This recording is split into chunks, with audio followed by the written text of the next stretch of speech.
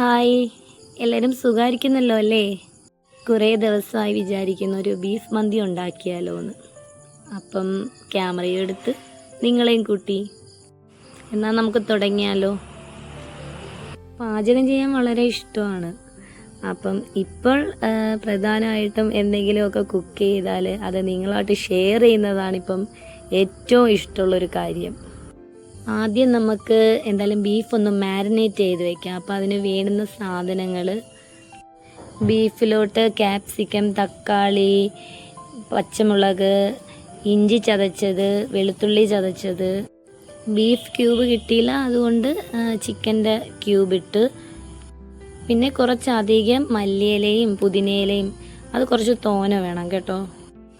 ഞാനിവിടെ ഒരു 1.5 കിലോ ബീഫാണ് എടുത്തിരിക്കുന്നത്. അപ്പോൾ അതിന് കണക്കാക്കി ഒരു 3 സ്പൂൺ മന്തി മസാല, ബീഫ് മസാല, പിന്നെ കുരുമുളക് പൊടി, മസാലപ്പൊടി, ഉപ്പ്, തൈര്,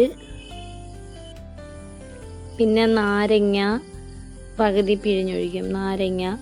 പിന്നെ കുറച്ച് കുരുമുളക് ഇടും, മഞ്ഞപ്പൊടി ഇടും കേട്ടോ. ഞാൻ ഇപ്പം ഇട്ടില്ല, കുറച്ച് കഴിഞ്ഞായിരുന്നു മഞ്ഞപ്പൊടി ഓർമ്മ വന്നപ്പം പിന്നീട് അതിട്ടു. പിന്നെ ഓയിലും ഒഴിക്കും, നമ്മൾ സൺഫ്ലവർ ഓയിൽ കുറച്ച് ഒഴിക്കും. ഇതെല്ലാം കൂടി ഇട്ട് നല്ല രീതിയിൽ അത് നല്ല പെരട്ടി എല്ലാം നല്ല രീതിയിൽ യോജിപ്പിക്കും. എന്നിട്ട് 1.5 മണിക്കൂർ റെസ്റ്റ് ചെയ്യാൻ വെക്കും. അടുത്ത നമുക്ക് ചോറ് വേവിക്കാനായിട്ട് വെള്ളം വെക്കാം. അപ്പോൾ അതിനകത്ത് കുറച്ച് മസാലക്കൂട്ടുകളൊക്കെ ചേർത്ത്, ഉണങ്ങിയ നാരങ്ങ, പെരുംജീരകം, നമ്മൾ മസാല പൊടിക്കുമ്പോൾ ചേർക്കുന്ന സാധനങ്ങളൊക്കെ ഉണ്ടല്ലോ, ഗ്രാമ്പൂ, പട്ട, ഏലക്ക, ഇതെല്ലാം കൂടി ഇട്ട് ഒരു ക്യൂബും കൂടി പൊടിച്ച് അതിനകത്തോട്ട് ഇട്ട് കുറച്ച് ഉപ്പും ഇട്ട്, ഉപ്പ് കുറച്ച് ഇടാവും. ഇത്തിരി നാരങ്ങയും ഓയിലും കൂടി അതിലൊഴിക്കണം.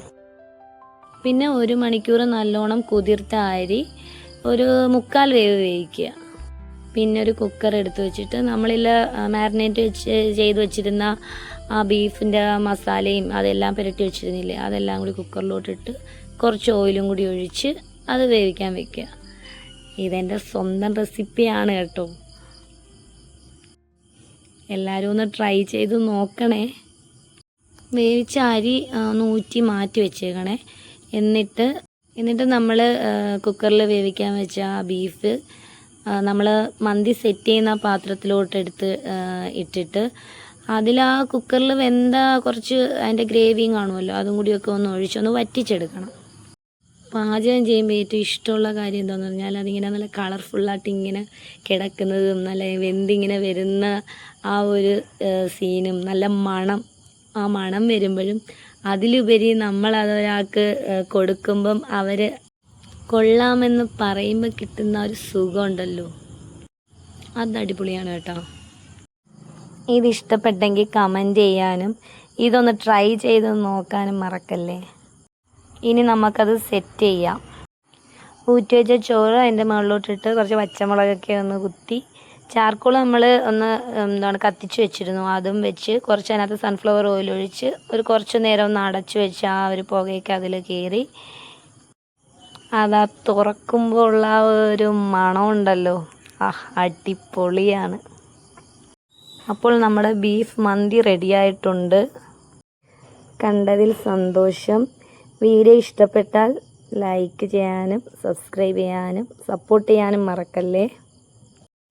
അടുത്ത വീഡിയോയിൽ കാണാം ഫ്രണ്ട്സ്. ബൈ.